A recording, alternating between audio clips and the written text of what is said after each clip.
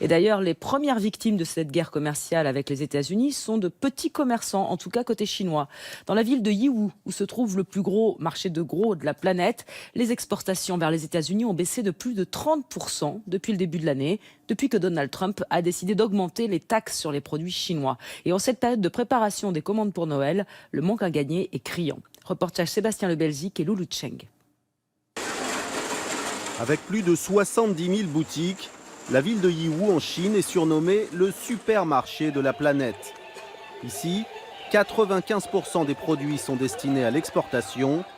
Et cette année, à l'approche de Noël, les commerçants font grise mine. Jusqu'à présent, on a constaté une baisse d'au moins un tiers de nos ventes vers les États-Unis. On sait que c'est juste le début, on ne sait pas comment ça va se passer. Les Américains, ils achètent beaucoup moins qu'avant. Mais surtout, ils négocient de plus en plus pour faire baisser les prix. Depuis que le président américain Donald Trump a déclaré la guerre commerciale à Pékin, la moitié environ des exportations à destination des États-Unis est soumise à des sanctions. Et cette hausse des droits de douane pourrait bientôt frapper la totalité des produits chinois.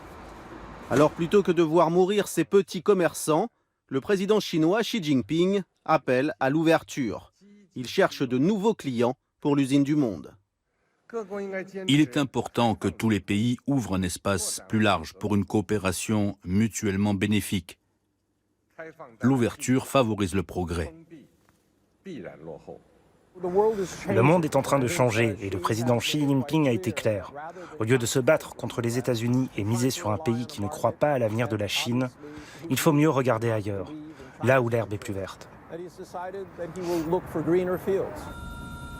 En Afrique et en Amérique latine, les exportations chinoises ont ainsi augmenté de près de 10% depuis le début de l'année. Mais pas de quoi compenser les effets de la guerre commerciale avec les États-Unis. La croissance chinoise est au plus bas depuis 9 ans.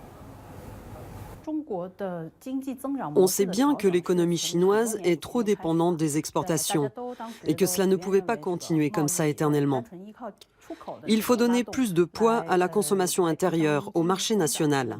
C'est ce que veut faire le gouvernement.